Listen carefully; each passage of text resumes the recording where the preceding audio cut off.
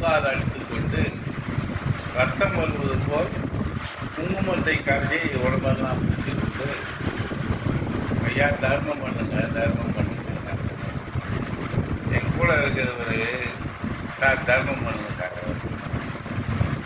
நான் சொன்னேன் நான் தர்மம் பண்ணுறேன், ஆனால் அப்படியே சவுக்கில் அவர் அடிச்சுக்கிறார். நான் சவுக்கை வாங்கி ஒரு அடிக்கு 10 ரூபான்னு 10 அடி அடிக்கிறேன். அதை அவர் வாங்கிக்கிறாருன்னா நான் தர்மம் பண்ணுறேன் அப்படின்னு நான் சொன்னேன். அதுக்கு அந்த சவுக்கில் அடிச்சுக்கிறவர் சொல்கிறாரு, சார் தர்மம் பண்ணால் எல்லாருக்கும் நல்லது சார், குடும்பம் குட்டி குழந்தைங்களுக்கெல்லாம் நல்லது சார்.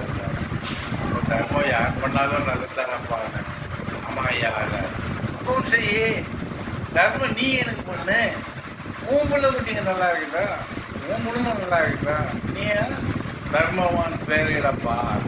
என்கிட்ட வந்து தர்மம் கேட்குறியே, அதுவும் பொய் சொல்லி தர்மம் கேட்குறப்ப உடலுக்கு எல்லாம் கட்டையாக எல்லாம் ஜம்மன் இருக்கிற உழைச்சி முன்னேற விட்டுட்டு ஊரை ஏமாற்றியே வாரம் நினைக்கிறீங்க. எந்த விதத்தில் பார்த்து பொருத்தமாக இருக்குது.